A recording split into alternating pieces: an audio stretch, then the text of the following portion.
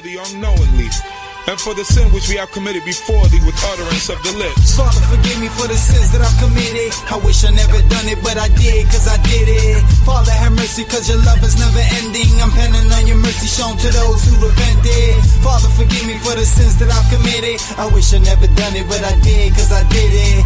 Father, have mercy, cause your love is never ending. I'm penning on your mercy shown to those who repented. I'm cocoon in this world, it's not a butterfly. Ain't nothing beauty in this earth when evil coincides. Since when right is wrong and wrong is right, we know better than that before thinking twice. Father, forgive me, I'm a sinner in my life. I ain't trying to die in strife. Please, Most High, allow me to get my head right, cause I'm lost in this world without your blessed sunlight. It get dark in this world and our souls feeling cold and our minds become froze like the ice age when we arose from those who enslaved us. We cry for your mercy, Most High, to save us. We back again in this tragedy, but how Sodom and Gomorrah trying to get stronger. What we need to do is step our game up. I'm talking about the Torah so we can get stronger with our insight to live a life rather than death. I must and I gotta make wisdom my wife. The fear of Most High is beginning of life. The fear of Most High is beginning of life. Father, forgive me for the sins that I've committed. I wish I never done it, but I did, cause I did it. Father, have mercy, cause your love is never ending. I'm penning on your mercy shown to those who repented. Father, forgive me for the sins that I've committed. I wish I never done it, but I did, cause I did it. Father, have mercy, cause your love is never ending. I'm penning on your mercy shown to those who repented. The words that I put forth my mouth, it's hard to digest them clean, so I'ma spit it out. The lying of the tongue of disrespecting the parents. I'm a sinner in a very, very long time. I should have been abandoned, but the Most High allowed me to be here, showcasing my talent. At the same time, struggling with the spirit satanic. I'ma move on like Abraham. The demand is for the famine. Follow all commandments. God said, I will rescue all those who love me and show protection to all those who trust in me. And when they call upon me, I will answer the hail of their troubles. But I get down on both knees and praise to the Most High, please. Father, forgive me for the sins that I've committed. I wish I never done it, but I did, cause I did it. Father, have mercy, cause your love is never ending. I'm penning on your mercy shown to those who repented. Father, forgive me for the sins that I've committed. I wish I never done it, but I did, cause I did it. Father, have mercy, cause your love is never ending. I'm penning on your mercy shown to those who repented. Father, forgive me for the sins that I've committed. I wish I never done it, but I did, cause I did it. Father, have mercy, cause your love is never ending. I'm penning on your mercy shown to those who repented. Father, forgive me for the sins that I've committed. I wish I never done it, but I did, cause I did it. Father, have mercy, cause your love is never ending. I'm penning on your mercy shown to those who repented. For all these, O God of forgiveness, forgive us, pardon us, and grant us remission. Hallelujah. Hallelujah. Praise the Most High. My name is Shamsu Arif. I, along with the administrator of the show, Nasanya, which is my e-show, who helps to regulate the structure and discipline of the show, Brother Cottrell, our friend, elder on the council, is helped to dispense the studies, as always. And you, I suspect, students are ready to get your study on, as my e-show says. So without further ado, I would like to give thanks and praise to the Most High in this regard. I thank the Most High for my e-show, Brother Cottrell, you fellow students. I thank the Most High for this platform. I thank the Most High for wisdom and understanding. I thank the Most High for humility, most importantly, a double portion. I thank the Most High for every aspect and a component of our lives. Praise the Most High and bless His holy name. So without further ado, I will ask Nasanya, do she have any opening remarks? And I will proceed to Brother Cottrell. And after that, we'll proceed forth in these studies. Nasanya, may the Most High bless you. Your mic is hot. Thank you, Yamsu. Shalom, shalom, family. All praises to the Holy One of Israel. Happy to be back. Happy to be in the land of the living, guys. Happy to be into the know. Ready to get into the studies. All praise. Praise the Most High. Thank you, Nasanya. Brother Cottrell, you have the mic. Shalom, family. Bless y'all, my soul, and all that's within me. Bless his holy name. Giving all honor and praise to the Holy One of Yisrael, the Elohim of our fathers, Abraham, Yitzchak, and Yisrael, and thanking him for life, health, and strength in all things and everything. It's good to hear your voices. Praise y'all. How y'all doing? If I may speak for Nasanya, we're doing rather well, and thank you for asking. And we will ask the same in turn about your Esau and family. How are they doing? Everybody's well. Thanks to the blessings of the Most High. Praise y'all. Praise the Most High, Brother Cottrell. Nasanya, are you ready to proceed in our studies? Yes, I am. Brother Cottrell, are you ready to proceed in our studies? Yes, sir. Well, I'm ready to proceed. And fellow students, we pray that you're ready to proceed also. Brother Cottrell will conclude the studies for the night in the book of Bereshit, whom you call Genesis, chapter 9, a continuation from the study yesterday as far as Noah's deliverance and Yah's contract with creation, a continuation of that process. And also, along with that study, Brother Cottrell, we're speaking in reference to Noah's son. So you get some understanding of who fathered the nations after the destruction. But that's something for Brother Cottrell to share with you tonight. But what I will share with you tonight is a continuation in the studies of the book of Job, chapter 34. Elihu, the young brother, proclaims Yah's justice. Praise the Most High. So, fellow students, let me make something crystal clear in these studies, so I don't want people to get off track. I can no more say that wisdom and understanding is exclusively towards elders, because the evidence speaks for itself, contemporary speaking. No more than I can say the youth, our young brothers and sisters, are not privy to reception of wisdom and understanding.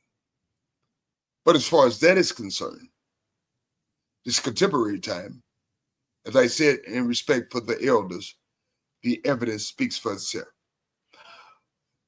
In the final analysis, as far as wisdom and understanding is concerned, it was alluded to in the song we just played. The fear of the Most High is the admission fee to receiving wisdom and understanding. Whether you're an elder in our youth, a young man or young woman, that's the admission fee.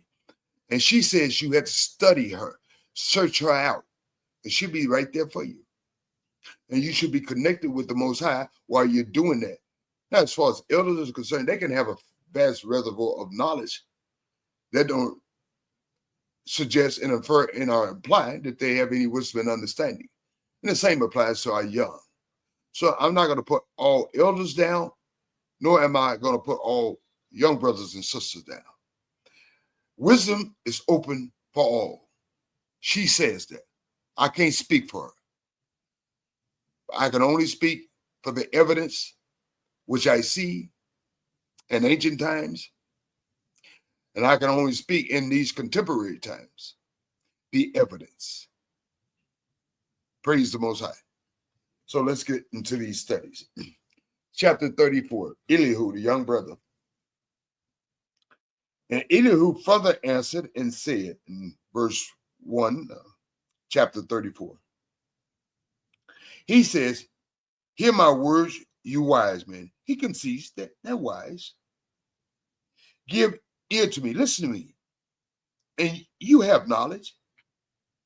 And the reason why I know this, because he's making reference to himself.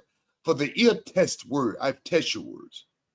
And the palate as the palate tastes food. I've tested your words.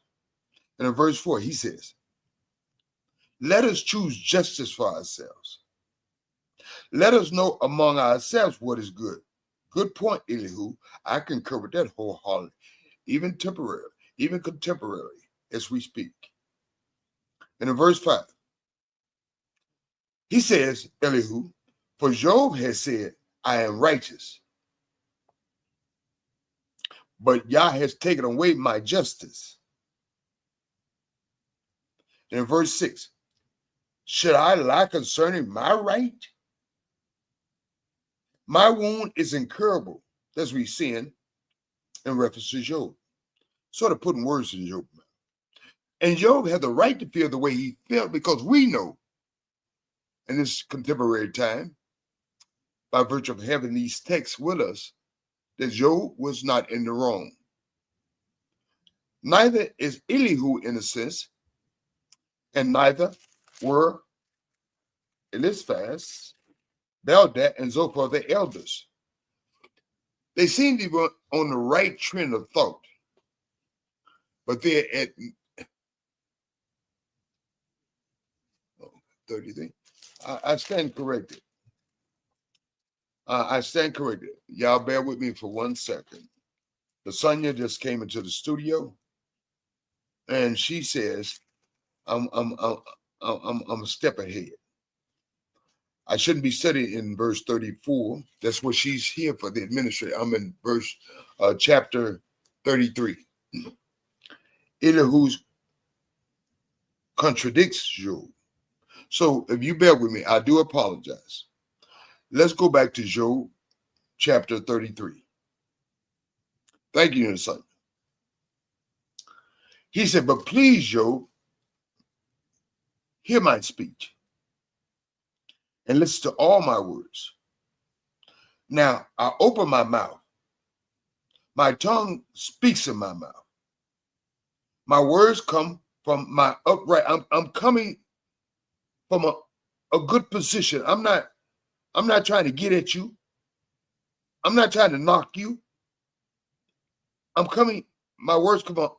I'm right with the way I'm coming at you. My lips utter pure knowledge. The Spirit of Yah has made me. He concedes this point, Elihu. And the breath of the Almighty gives me life.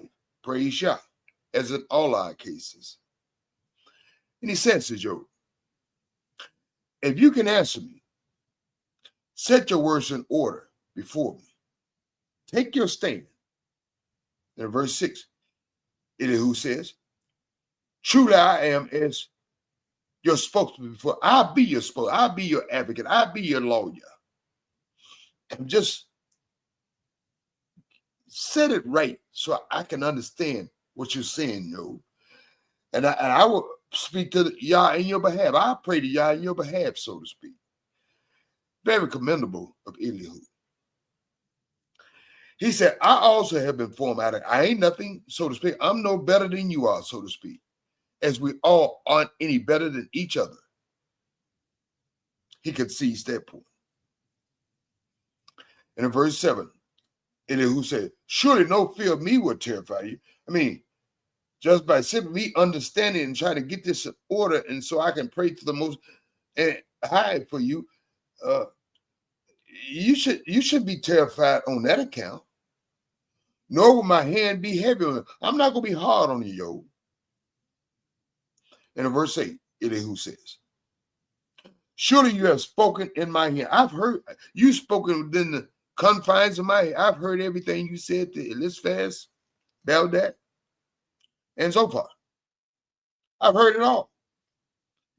You've spoken, and I've heard what you said. And I have heard the sounds of your words saying. Brother Country always like to say this. Those words, the sound of your words saying, that going into the ethos. And in verse 9, Elihu says, and here's what you're saying. The sound of your words saying. Here's what you're saying, Job. Job, you're saying, I am pure without transgression. And that's right. I am innocent and there's no iniquity in me. That is correct. And in verse 10, Job said, yet he finds occasion against me.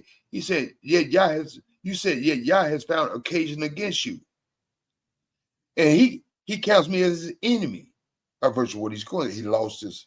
You got to understand where Job is coming from and why he's feeling melancholy and pensive, because he's lost his children.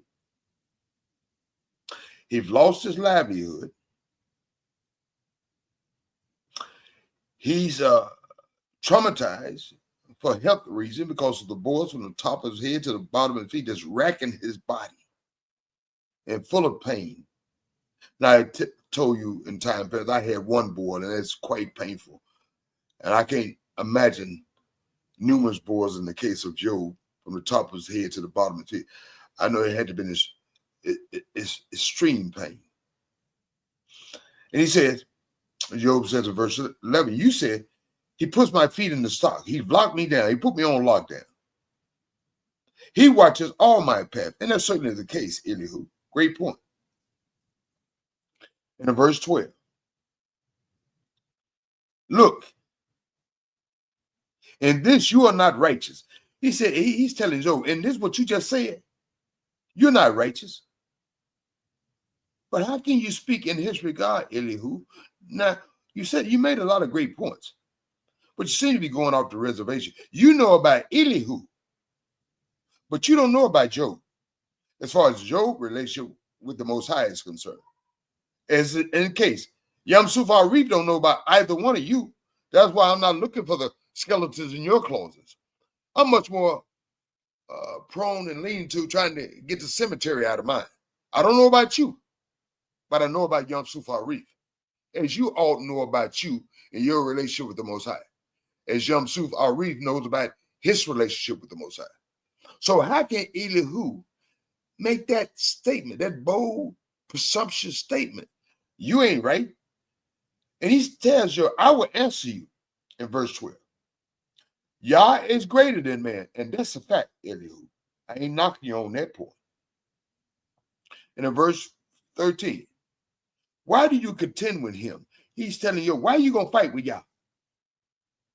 Well, see, Job has a great reason to fight with Yah, because he know he hadn't did anything wrong, in spite of what anyone else says. And he's stranded in strong defense of himself.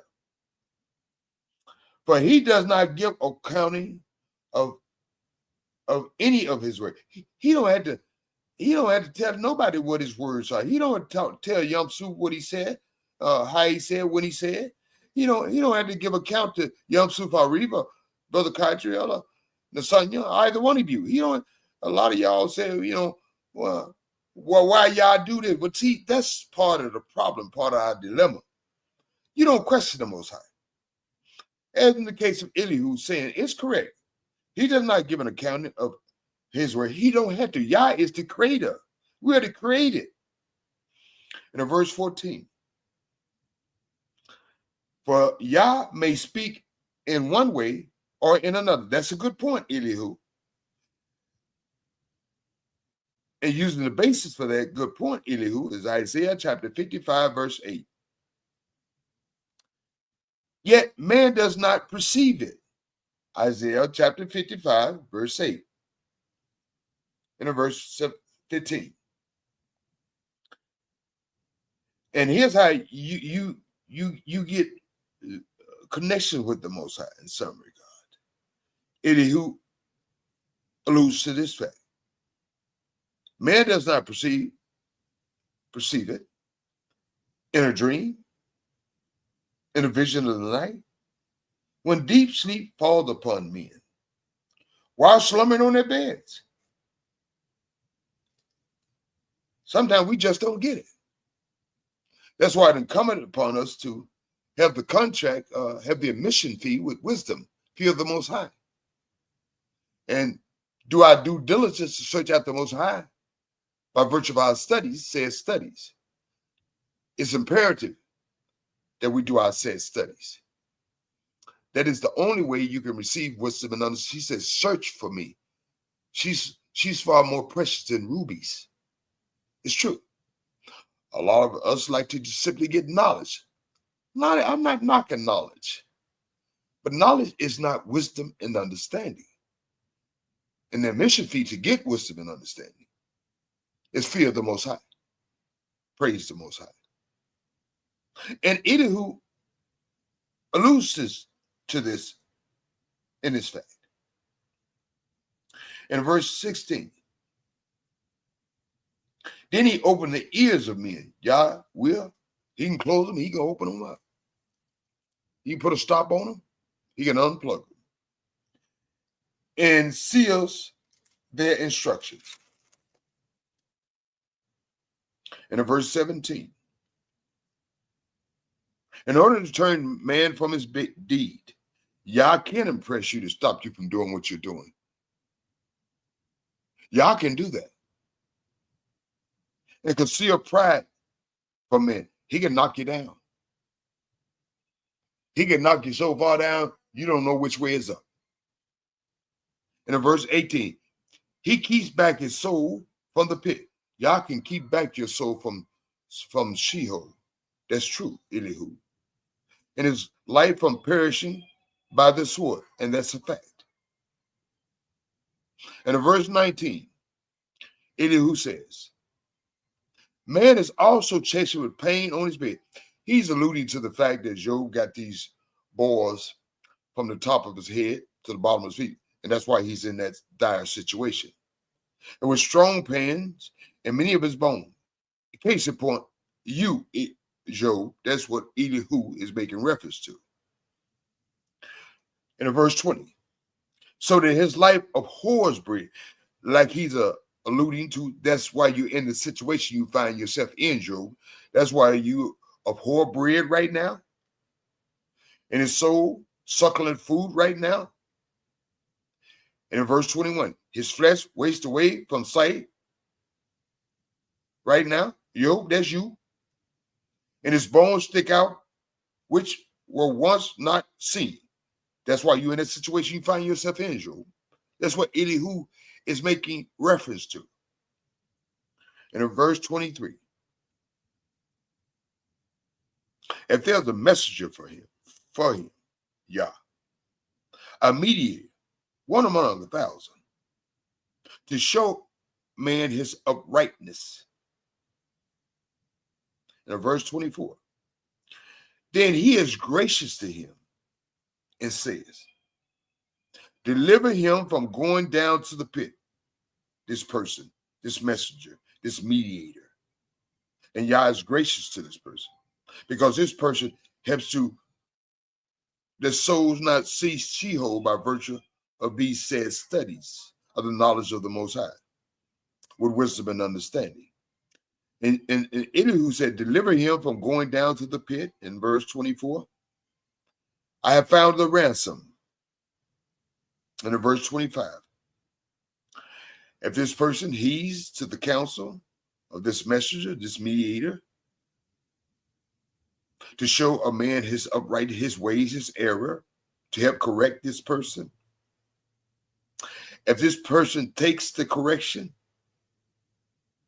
Elihu suggests, infer, and imply his flesh should be young like a child's. Now, ain't that the truth? Praise the Most High. And that's a fact. King David made reference to it. Restore my soul for your name's sake. I like to say the very same thing. Restore. I'm not something special, but I simply like to concede to the Most High and humble myself before the Most High and utilize wisdom and understanding, and like to make corrections in my life day by day. That's why King David said to the Most High one time in a prayer, and I like to make mention of that prayer for myself personally. Y'all forgive me my iniquities. They are numerous than the hairs on my head. I'm lower than a dog or worm. I feel the same way, King David. I expect all of you should feel that very same way because it keeps us humble.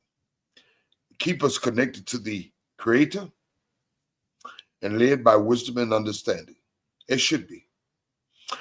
And Elihu is alluding to this fact because it will help restore your soul for the Most High name's sake. And he shall, in verse 25, he shall return to the days of youth. Praise the Most High for all of us. He shall return to the days of his youth. And in verse 26, he shall pray to Yah, and he will delight in him. Praise the Most High. If you're right with the Most High, you make course corrections, as we all should make course correction. But Job is no need of course correction.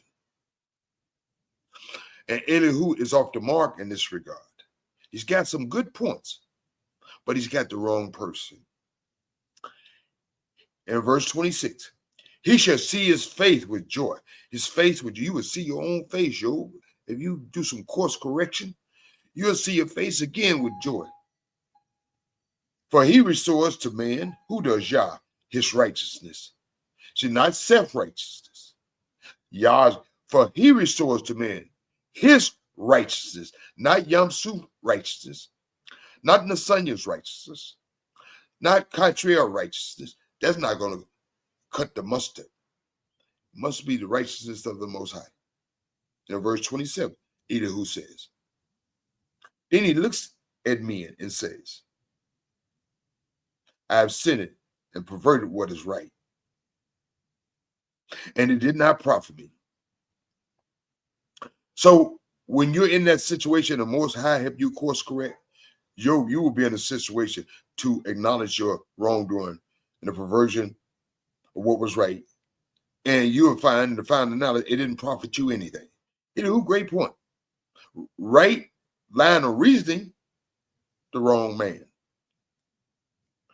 In verse 28, who will redeem his soul from going down to the pit? No, Yamsuf can't do it. Don't call me. Brother Katriel can't do it. Don't call him. Sonia can't do it. Don't call her. Don't call your mama, daddy, sister, and her brother. Who will redeem his soul from going down to the pit Sheol? The God of Abraham, Isaac, and Jacob. Praise and bless his holy name. And his life shall see the light. Course correction, acknowledging wrongdoings, and it didn't. And you would finally come to the understanding it didn't profit you anything to do dirty stuff. Okay, do perverted stuff.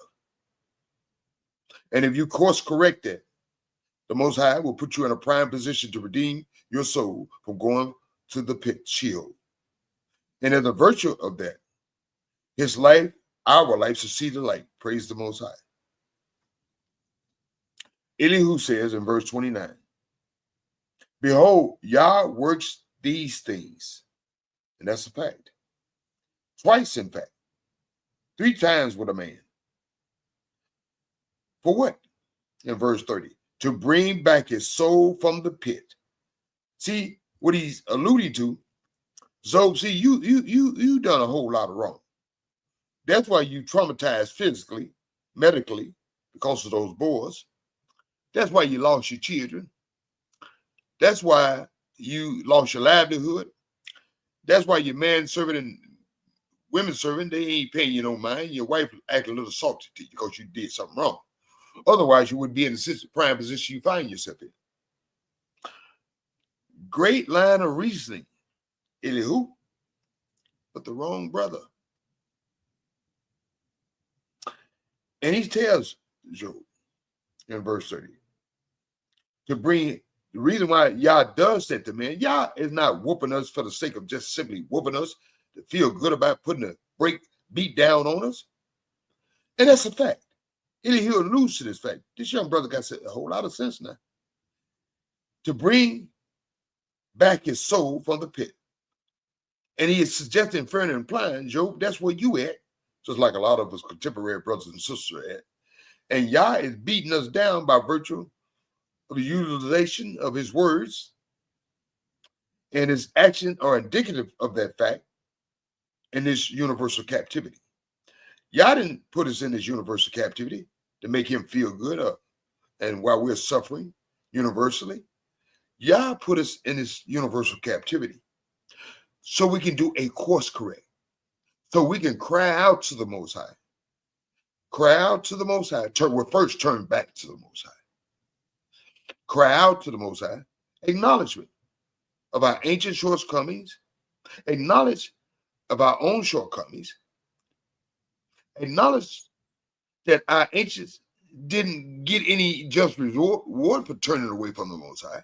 acknowledge the fact, and we're not getting any just reward from continually turning away from the Most High. Also, along with that, there's some other things, but I want to put that in your mind. That what Elihu is saying to Brother Job. That's why you're being beat down. So the Most High can bring your soul back from the pit as we are in this modern day captivity. That he may be enlightened with the light of light. What is that light? We spoke about that light. Brother Cottrell shared that light with us. Wisdom, understanding, and the admission-free fear of the Most High. Praise the Most High. And in verse 31, he says to Job, Elihu, give ear, Job. Listen to me. Hold your peace. Don't say nothing. I will speak. Let me keep talking. In verse 32, if you have anything to say, Job, answer me. But you already told him, don't say it. But now you're saying, if you got anything to say, answer me. Speak, for I desire to justify you. What he's simply saying, Job, if you got anything right to say, just don't be talking out the side of your neck. If you got anything right to say in regards to the Most High, then you did a course correct. And you acknowledge it. But let me speak for you. But just don't be talking out the side of your neck. Think about what you're saying before you're saying it, so to speak. And he says to Job, speak, for I desire to just, I want to stand up for you, Job. But he said, in reference to what he said to Job, if you're not going to course correct, in verse 33, if not, if you're not going to course correct, Job, if not, listen to me. Hold your peace, and I will teach you wisdom. Ooh-wee. Young brother good. Elihu is good. Elihu was good. It was the wrong person that need course correction. The only thing Job was being melancholy and pensive, and you could understand that. Yah said Job was a righteous man, and that's how Satan allowed Satan to test him. And so Elihu has the right answers, but for the wrong brother. And the young brother did utilize great wisdom and understanding. But in the case of the elders also, they utilize a vast reservoir of knowledge, just in the case of Elihu. But they were off the mark. Reason being, Isaiah chapter 55, verse 8. We don't know who Yah is testing. We don't know if it's not of a public nature, that someone goes, oh yeah, Yom Suf did that. I saw him in public. I saw him going to the lady in red house, the red light district. Yeah, I saw him going up in there. How long was Yom Suf up in the red light district? Well, he went in that lady house and stayed there 3 hours. Okay, well, that's a different story. But if you suspect, well, I saw Yom Suf walk by the red light district, that means he went in the red light district. Yom Suf could have walked by the red light district. That don't mean he went into the red light district. You don't have the evidence. And Yah says there should be 2 or more witnesses against a brother and a sister. See, that's our problem.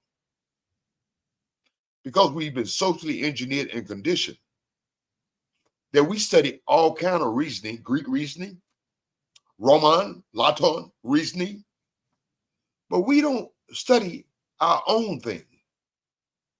And therein lies our dilemma. Instead of studying our own thing, we try to get wisdom and understanding by virtue of studying Romans, the Grecians, and so on, and reasoning and all that kind of stuff that they got going on, and everything that you can't reason. And just in the case of the Elohim, Isaiah chapter 55, verse 8. Yes, we have vast reservoir of knowledge, but that's not equal to wisdom and understanding. It's much more preferable to get wisdom and understanding than vast reservoir of knowledge. As in case in point, those three gentlemen, Brother Cottrell made mention to, young Elihu, and let me mention these brothers' name: Eliphaz, Zophar, and Bildad, who came to Job first. Elihu came last. They have a vast reservoir of knowledge. They have a great line of reasoning, but in the midst of the fact, is not connected to wisdom and understanding. And therein lies the dilemma. They're connected with the Most High. You have to have the connection with the Most High. You have to utilize wisdom and understanding. And it's just that simple. Absent of that, I don't care if you're an elder, I don't care if you're a young brother and a sister, you're going to be off the reservation. Praise the Most High and bless his holy name. That being said, that concludes the studies in Elihu, chapter 33 of Job. We'll pick back up tomorrow, Most High willing, chapter 34. Well, I want to ask Nasanya, my Isha, the administrator of the show, do she have any comments or commentary in regards to anything as far as these subject matters are concerned tonight, as far as Job is concerned? Thank you, Yamsu. Something that crossed my mind is, do you know how long like this conversation was going on? Well, Nasanya, it wasn't like a moment thing. You know, this Yeah. it was an in-depth conversation. It was just like if you and I were talking, you know, you were listening, but I was just running my mouth off and so on and so forth. It took a course of time. I don't know how long it was, Nasanya, but it took a moment in time in order for Ellie, because he's still talking. The conversation is not over with. So it's taken, I don't know the time frame, but I know it took a moment. Just reminded me of like just the wrongfully accused here. Like, you know, there's so many people that's being wrongfully accused of things because you know that they say the evidence match or whatever. It just put me in the mind of people that's being wrongfully accused. It's Well, just you know, just an idea. well, Nasanya, I'm glad you brought that point up, because they have warehouses of laws. They have Yeah. warehouses of laws, and they utilize them to hurt us. They create laws that hurt us, and because of our lack of connection with the Most High and a lack of love for ourselves and each other, we become a monstrosity, and it's sometimes understanding the utilization of some of those laws. But their laws are made to keep us undermined and doubly confined. I like to say in their inner captivity. All of us are captives on the outside, but we have our young brothers and sisters in their inner captives. So they'll lie on you, they'll plant evidence, and so on and so forth. So that's why it's imperative, Nasanya and fellow students, that we understand our way, because we're going to utilize our way. And as I may mention, they have a vast reservoir of laws that they designed to mistreat, abuse, and dominate us, and sometimes kill us. But we that's why our studies are essential and imperative, Nasanya, that we know our way instead of the Latins and the Romans and so on and so forth. Did that answer your question, Nasanya? Yes, it gave me some insight, yes, sir. Thank you. Thank you, Nasanya. Praise God. Brother Cottrell, you have the mic. All praise to the Holy One of Israel for another great lesson in the book of Job. And Yamsu Fari said a mouthful in his lesson. Yes, and sir. Nasanya, being falsely accused. Exactly. That's all of our people. Exactly. These people got a stigma on us that we don't deserve. Would you say? Exactly. Yes. I concur, brother. So we in the same situation as Job. Like you said, Yamsu, there's a lot of knowledge. Would you say Right. there's a lot of knowledgeable people in the world today? Exactly. How many of them are wise? Different thing, Brother Cartier. Different thing. How many are wise in knowing the God of Abraham, Isaac, and Jacob? Because that's where real wisdom really is the seat and the heart of. But so many things you said, knowledge is not wisdom, because there's a lot of people with knowledge, but they ain't got wisdom. Amen, brother. And amen. Elihu, we got to give him props. Yeah, I give him props. What religion do you think these brothers are under? Well, Elihu, I don't know what so-called religion, but I think they were aware of the Most High. There was no religion. They're not talking religion. No, there was no religion. No. You got that's a trick question, Brother Cartier. That's a trick question. No, there wasn't no religion. There's no religion in their dialogue. We've been through 34 chapters of this book of Job. And they talking basic fundamental facts about Yah creation and man's relationship to Yah in creation. Hallelujah. And they so pointed because Elihu, the young brother, he has more wisdom than most elders today. Truth be told, brother. Truth be told. Would you say? I would say. Most elders don't know about the pit. You mentioned the pit to elders. They talking about what you talking about? An apple pit, a plum pit, a prune pit. Yeah, what pit you talking about?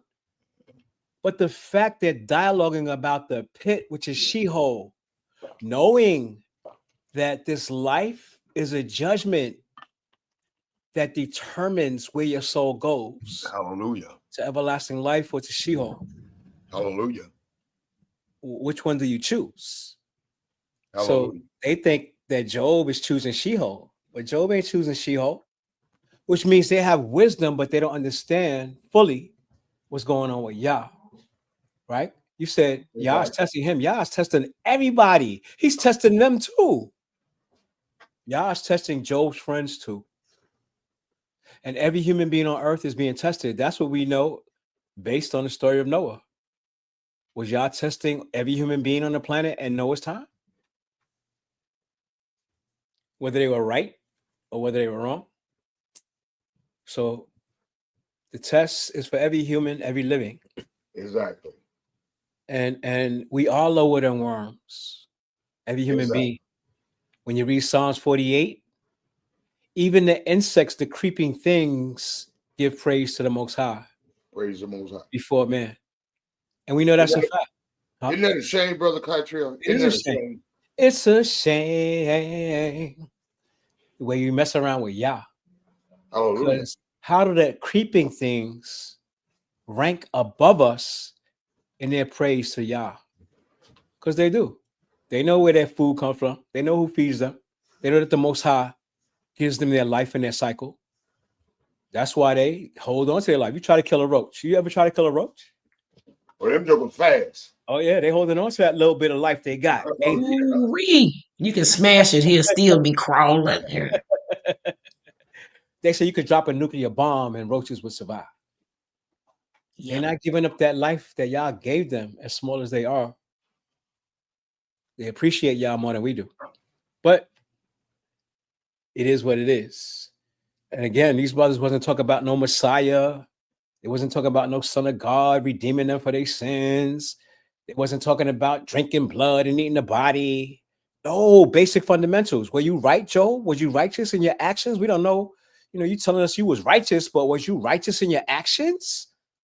That's the fundamental principle for all mankind. Are you righteous in your living, or have you done wickedly in order to be judged by Yah? And if you've done wickedly, you go into the pit.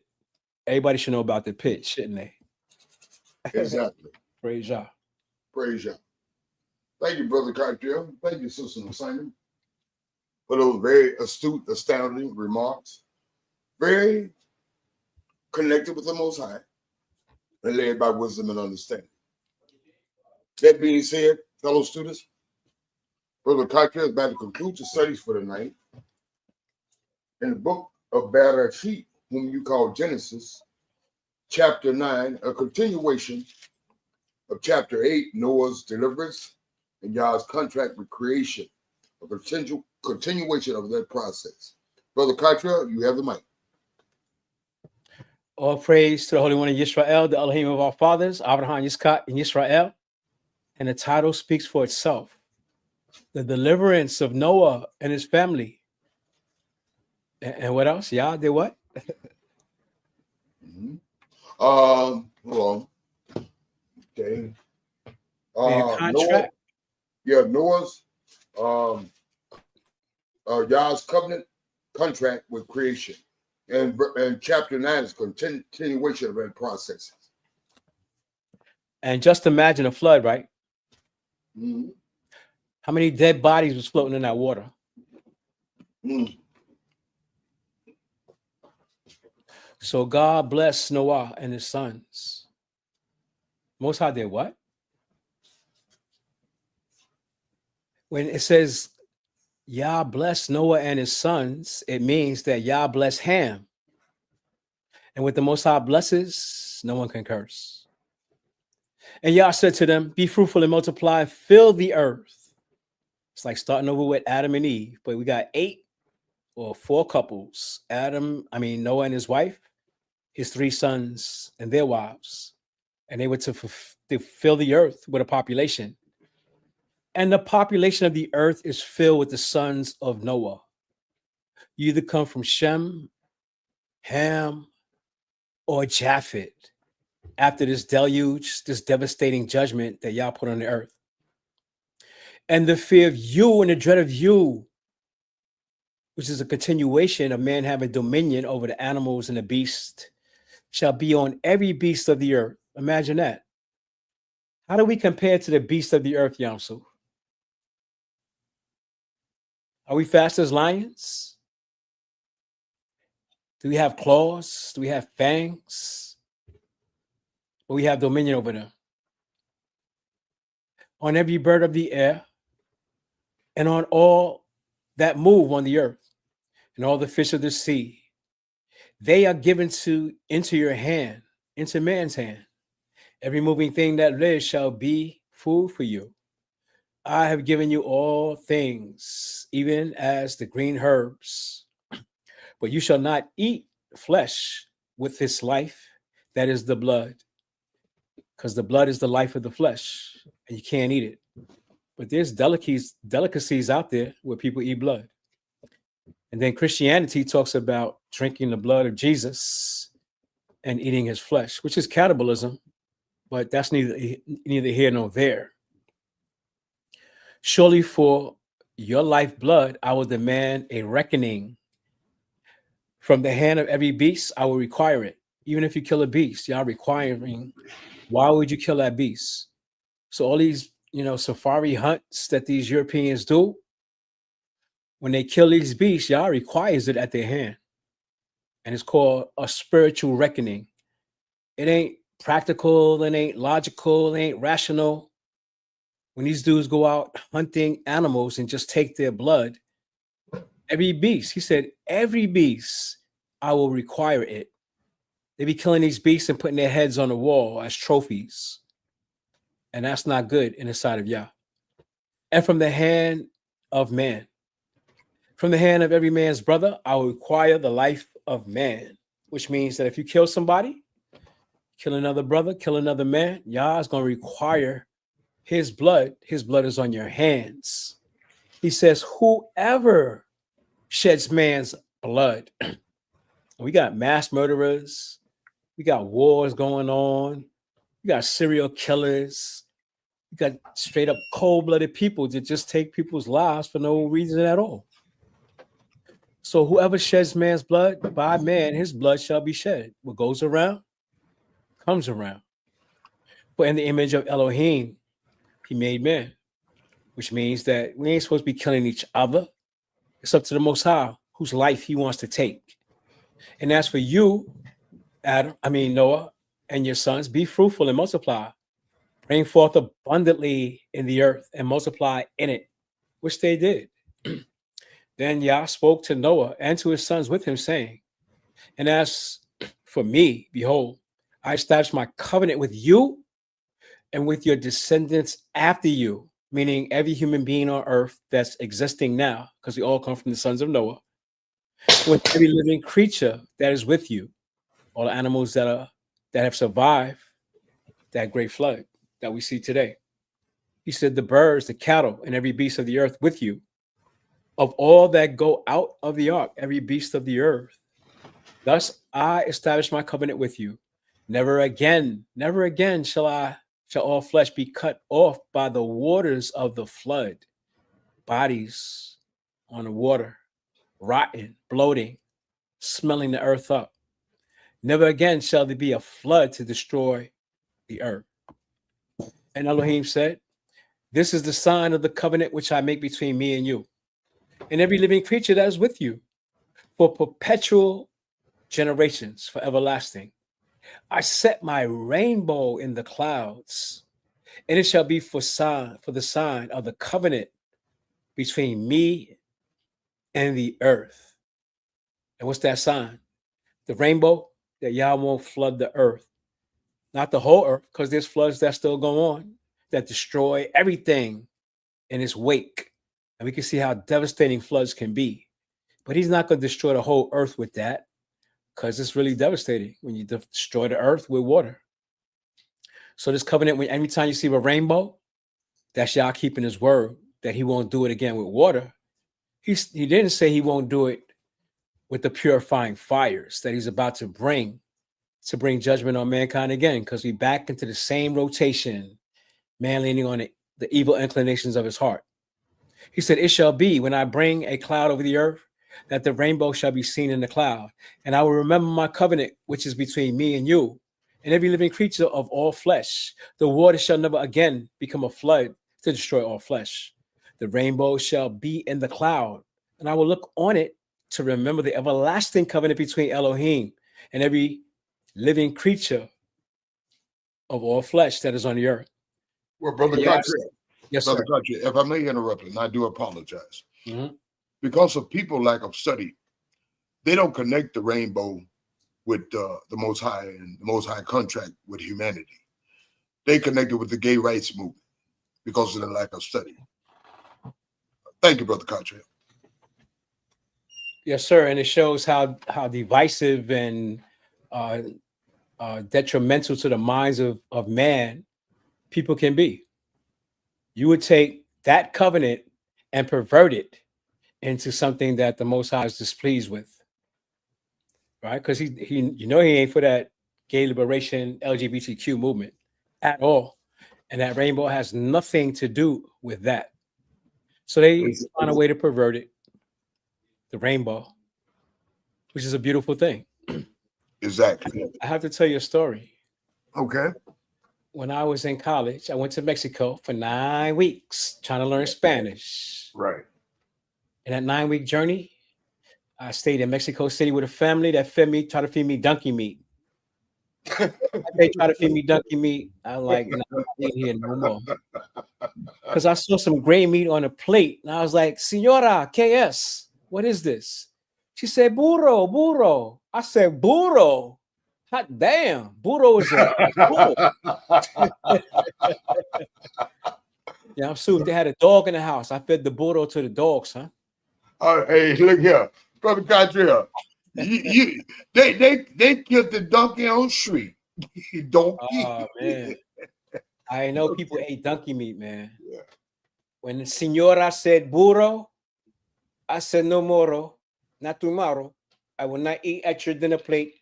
No moro. No more.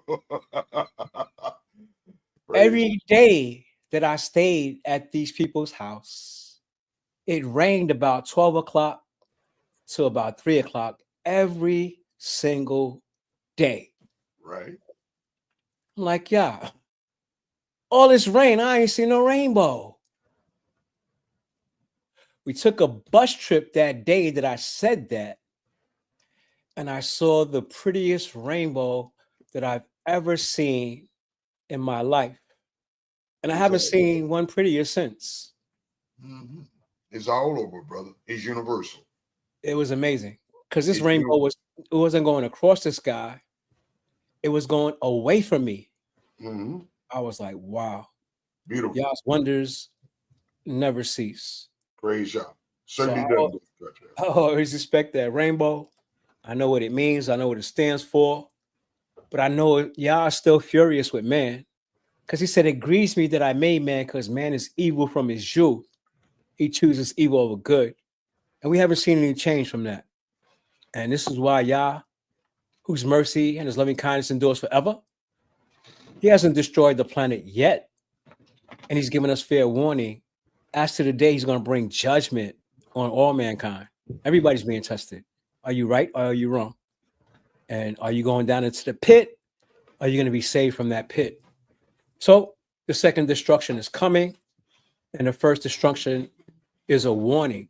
And the fact that the rainbow still exists and we still see it means that Yah's word is still true and everlasting. Praise Yah. Praise Yah. Thank you, Brother Carter. That was very in-depth. I didn't finish, Yamsuf. I still didn't get okay. I'm sorry, brother. I'm sorry. My starting bad. verse 16. I stand corrected.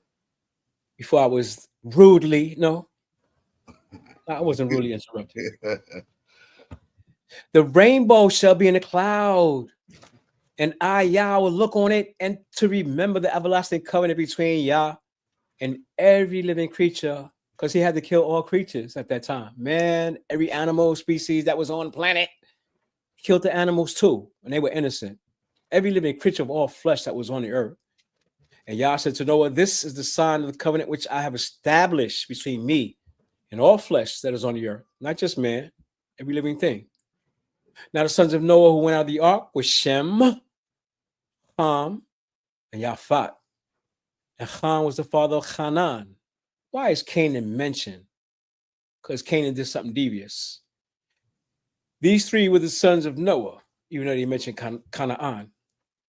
And from these, the whole earth was populated. The most important verse in the Bible, because everybody needs to know where they come from. The 18th verse in chapter 9. Everybody comes from sons of Noah. You're either Shemite, Hamite, or Japhite. There's no such thing as racism. That's something that's what I try to tell him, Brother Kachel. That's a made-up misnomer. Big time. Made up by universal white race supremacy, where they're on top of everybody in the bottom. Oh, yeah. So we can go to the genealogy, which we're going to get into in these books of Genesis, that show that this story is true. That the descendants of these three men, Shem, Ham, and Japheth, make up the whole population of the earth today. Because we know who the Hamites are. Egyptians, Ethiopians, Libyans, Canaanites, and they are on record as having a history, right? Am I right or wrong? Exactly. They got a history. Shem, they got a history too. Elam, and his sons,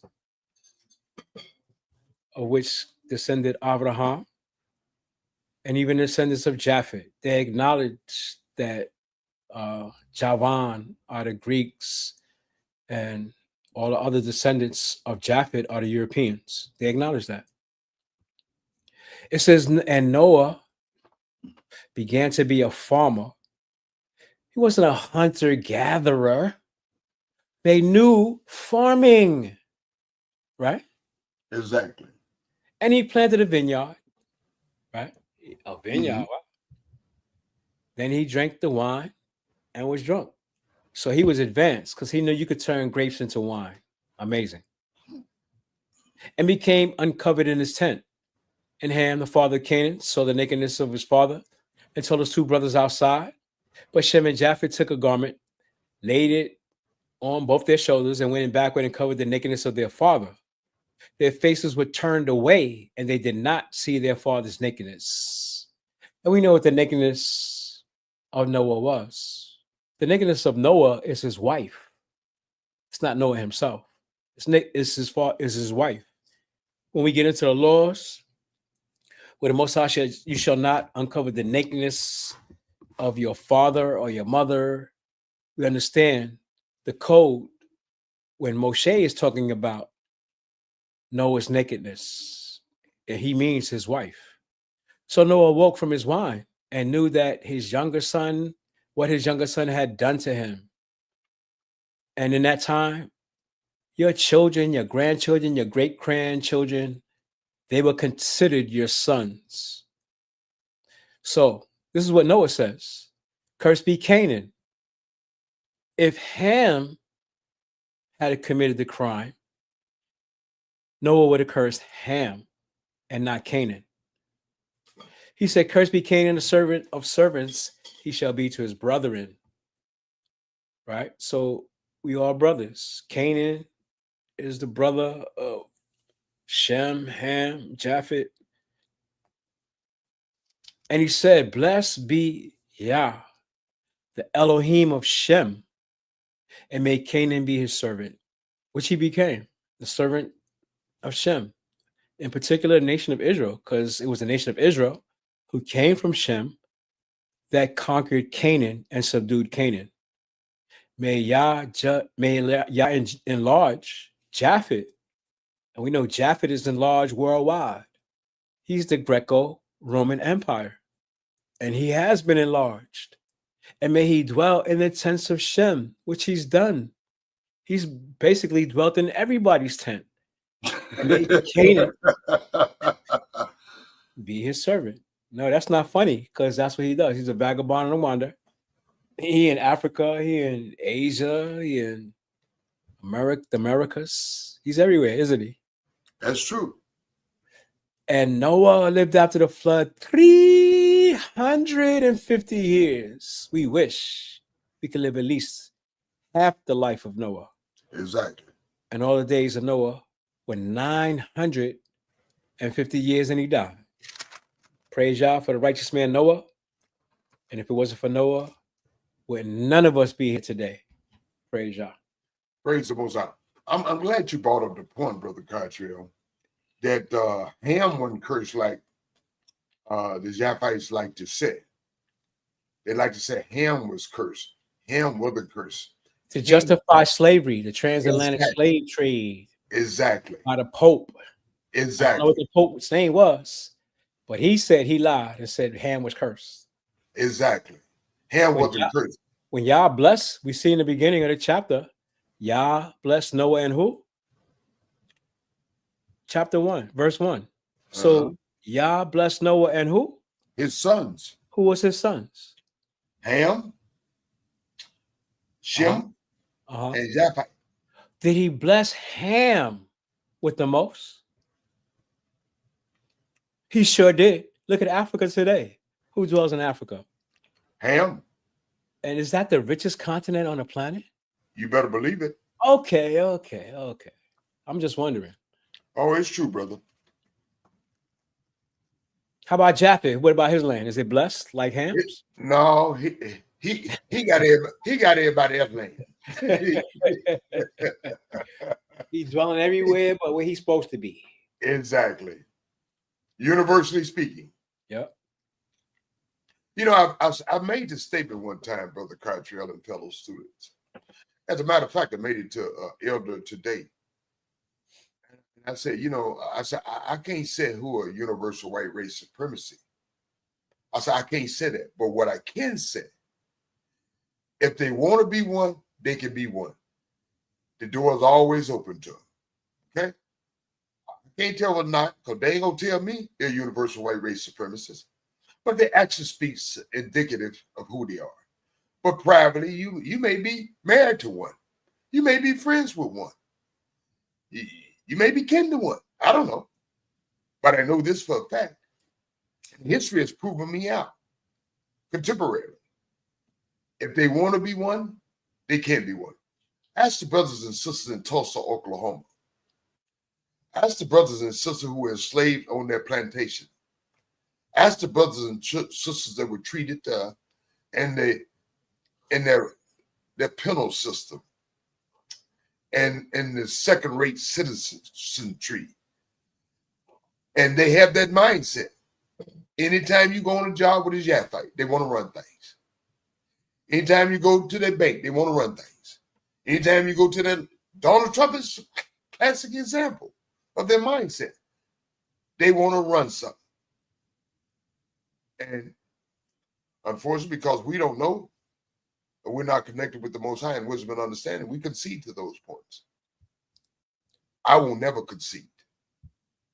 Praise the Most High. And Donald Trump, being president of the United States, he got a lot of knowledge, secret knowledge. Exactly. They don't even share with the people, classified documents. Mhm. But is he wise? No. With all the knowledge that he got? No. Okay. Knowledge don't necessarily give you wisdom. You better believe it, brother. You It's better a believe whole it. separate discipline.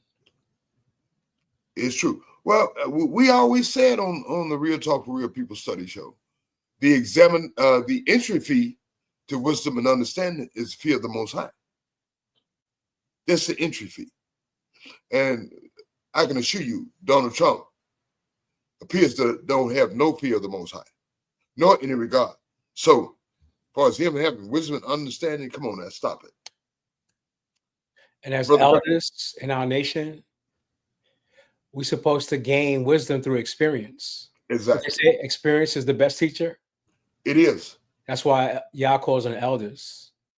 And Exactly. elders have to learn how to rely on Yah. And the more they do that, the better they are as elders being counselors to the people. Exactly. To show them how to walk the path of Yah. Because it's not easy. It's not easy relying on Yah, trusting in Yah. And something that you can't see, you can't talk to him, responding to you, you can't feel him, you can't touch him.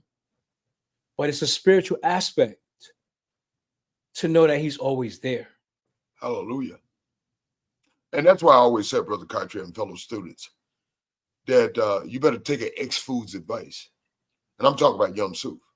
Been there, done that. And so Brother Cartier is quite poignant and correct when he says, by virtue of living life and experience and made bad mistake, bad choices. And here it said, of course, corrected those bad mistakes and bad choices. And here I am by virtue of the Most High, and praise the Most High for that. Well, Brother Cartier, thank you very much for that astute study in the word of the Elohim and the Bereshit, Noah, Shem, Japheth, Ham, and Canaan, the one actually who was cursed. Nasanya, do you have any closing remarks or comments on what Brother Cartier shared with us? Nah, that was deep. Nah, he made a lot of wrote a lot of things that that we didn't know, as far as like the nakedness of Noah, Right. things like that. And I just wrote down a couple things, just some things that I didn't know and that he pinpointed on. Yeah, he's Perfect. right. The boy saw his grandmama probably in that sleep or something. Yeah, and he bought a little bab and he think it's funny. He good with it. yeah, Yeah, it's true. no, Brother Cartier is quite correct. yeah, He yeah, actually probably slept with her. yeah, probably, Yeah. You could have slept with his grandma. Ain't no telling. yeah, could have while they was in there, And age wasn't nothing but a number at that time. Yeah. And grandma was still looking. And grandma, you know how sisters look. So sisters don't crack. They look 80 years old. Look 8. Still look She good. was way above that. She was at least 500-600 years old, bro. Exactly. Yeah. Sisters look Man. good when they get older. Imagine. Black And don't. I'm sure Noah being that old Right. when he first started, and he lived an extra 350 or 450 years. Like, damn. Like, what was living at that time? Like, Right. Exactly. Wow. they wasn't worried about gray hair and arthritis and getting old. Oh, hell no. High blood pressure, diabetes. Come on, man. It was vibrant. Exactly. Matter of fact, Noah had children when he was 500 years old. Exactly. He waited that long? Damn. Exactly. So his wife, I'm sure she was still vibrant, fine as gold. And little grandson got horny. Because see, apparently the wife didn't do anything wrong. I believe the grandson forced himself upon his grandmother because it didn't make mention of his wife. So it had to suggest, infer, and imply the wife wasn't in error. It's the little nasty little grandson that was in error. Well, they had them a little wine, so Yeah, he he's They, could have. probably in there. they Yeah. was cooped up for like over a year now. Yeah. And Granny could have been asleep. Okay. Yeah, she was probably in there, got her little, nipped to it. They was in there Yeah. sleep, chilling. Yeah. Yeah. And she probably was 500. He probably was 200. And he probably Lord. had more strength than her. Right. Subdued grandmama, I suspect. The nasty sense. But Thank you, the brother. Canaanites was nasty people. Yeah, and that's why Yeah. the Most High couldn't stand them. Cursed was Yep. black. Yeah. Mhm. Now y'all have some background, some foundation on why Israel was told to go against the Canaanites. Now you understand, okay? And the Canaanites look somewhat remotely like Shemites, not Shemitic. I don't know what the hell that is, but Shemites. And you know what? Israel is just not the only Shemitic nations. There are other Shemitic nations, okay? So that's not exclusive to one nation. Being a Shemitic nation does not in itself make you connected with Yah, okay? So let's get it correct. Not no Shem. I don't know what the hell they saying over there now in these modern times. I don't know who the hell them are, okay? Shemitic. They look somewhat remotely like Shem look remotely like Ham. And Okay. Sanyam Suf. Yes, I had a conversation with the brother in prison about that. right. He was telling me there's a dictionary that says the Ham is the progenitor of the black race, What the hell? but not the Negro. What the hell? And I asked the brother, I said, my man, what do they call Negroes today? What do they call Negroes? Do they call us black people? Mm-hmm. Do they call us black people? Yep. Negro. Black. So I'm like, that definition is bogus. They're trying to throw you off. Ham Exactly. is the progenitor of the black race, but not the Mm. Negro. What y'all What call is- the Negroes? what Y'all call is- the Negroes black. What is a black race? I'm trying to figure that out in the first place. What is a black race? And then I had to explain to him. Joseph's brothers didn't even recognize him. They thought he was an Egyptian. He thought he was a Hamite. Right. So Ham and Shem looked alike. Exactly. Amen. Okay, let's get that straight. Now, Ham is the progenitor of the black race, but not the Negro. What y'all calling Negro? Calling us black. Our enemies are something else. They They're are. something else. And they'll throw you off if you don't think What? about it. You Hold better up. What you believe just say? What did you say? You just said that? The Negro, Ham is the progenitor of the black race, but not the Negro? So we're not black then. Okay. We're not African, but y'all call us African Americans. they say, make it make sense. It does make sense. Yes, please. It's a misnomer. Oh, okay? yeah. Socially fabrication. engineered. And, It's a and they misnomer fabrication. You're talking about mind control, man. They got us with the mind control. Well, if based you don't on- do your due diligence, Brother Cartier and Nasanya and fellow students in these studies, you'll be readily available to be mind controlled. Okay? And they got it down to a science out. Exactly. Because Job and them didn't need no religion to understand the codes of the Most High. Exactly. When you do wrong, you go into the pit. And Job, I think you go into the pit because you did something that You did something wrong. But he didn't. We know that. We trying to we'll save you find from out. the pit, Joe. We trying to save you from the pit, Exactly. which we Well, Brother Cartier. we should be trying to do. Well, our family, we need to save our people from the pit because the pit is real. And that's Yeah, why you- we do Yes. we do our due diligence by virtue of these studies, Brother Cartier, trying to save each other from the pit. Praise the Most High. Praise Yah. Well, thank you, Nasanya. Thank you, Brother Cartier. Nasanya, great questions, great statements. Brother Cartier, great studies, great statement, great commentaries. Praise it. Because the utilization of the Most High, because you fear the Most High, so you are utilizing wisdom and understanding, and that's very appreciative. Praise the Most High and bless his holy name. And one more thing, Yamsu, Yes, brother. about Elihu. Hmm. He said he tested it, Hmm. didn't he? Did Yes. he say he tested it? Yes. Gotta test y'all. Y'all said, try me and prove me. Yeah. You gotta know the Most High is there in your life. And that's most true, people- Brother Cottrell. You most said a people- mouthful of that, and it was all Most great. people with the knowledge that they've learned in social engineering, we don't Amen. include Yah as a factor in our lives. Mm. Social engineering, baby, at its best. And they've been good at it. They've been doing, Zaphites have been doing this for thousands of years. And that's their They've mission, gotten good. Yeah, they've gotten Yes. great at it. Yeah. to separate us from our Creator. And to make us hate one another and hate anything that So removes that they stay on top. Mhm. Exactly. That's why they define the definition of what race is, where they're on top and you others are on the bottom. Once they drag you into that race thing, they got you. They got you. Yeah. They Because got you. Hook, line, and sinker. Ancestry.com doesn't take you back to Shem, Ham, and Japheth, does it? Mm-mm. You know what, Brother Cottrell and Nasanya? I don't call it ancestry.com. I call it ancestry dumb content. Okay. All right. Okay. That's why we do If these. y'all go back to Shem, Ham, and Japheth, I'm in. Exactly. I mean, like Flynn. Y'all tell me what part of Shem I came from.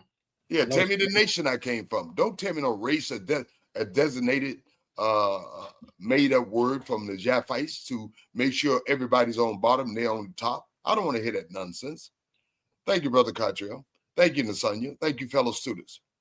Well, we've had a great time presenting these studies to you. Nasanya has done a great job at being the administrator of the show, kept Yum Suf on track. You know, Yum Suf started off wrong. Nasanya put me right back on track. You know, I'm an elder. Sometimes I get lost, but when I get on track, I'm on track. And she's done her due diligence as a daughter of Zion because she loved the Most High with all her heart, mind, soul, and strength, and her brothers and sisters as herself, meaning she loves herself.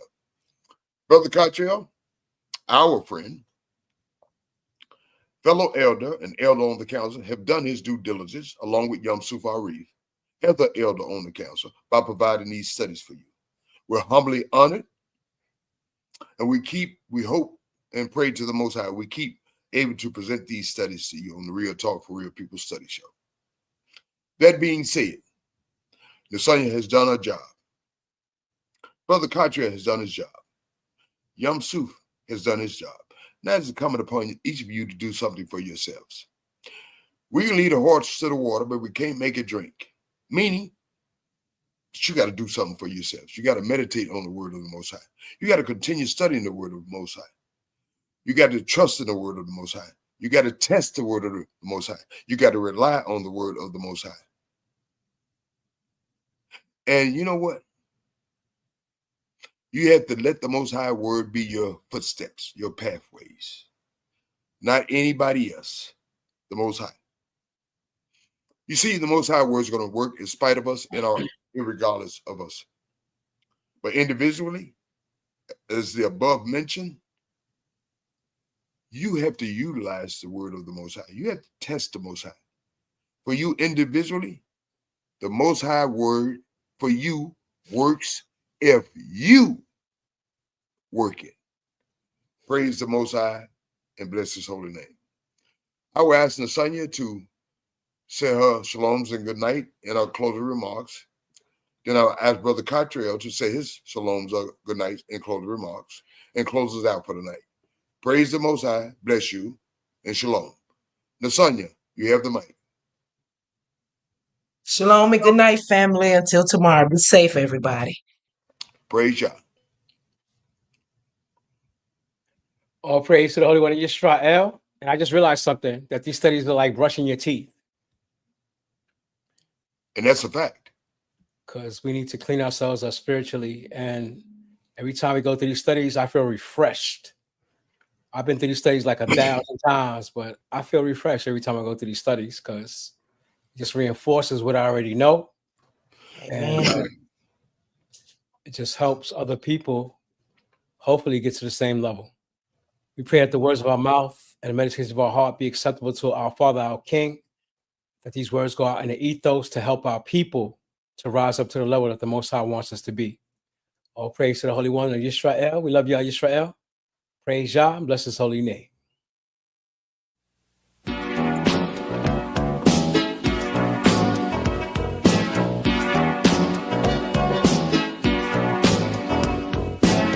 You got to keep giving. You got to keep living. Living in the light. You got to keep living. You got to keep giving. Living in the light. Gotta keep on living in the light of the truth. Living in the light. Every day I try to do what's right. I still do things that are wrong. Sin inside me, test me day and night. Gotta keep on striving till I've overcome. Keep on living in the light of the truth. Living in the light. Gotta keep on living in the light of the truth. Witnessing the light. Many crossroads we come to in our life. Do we take the higher path or just continue on? Resist temptations, be there to sin. Eternal life awaits in the end. Gotta keep on living in the light of the truth. Living in the light.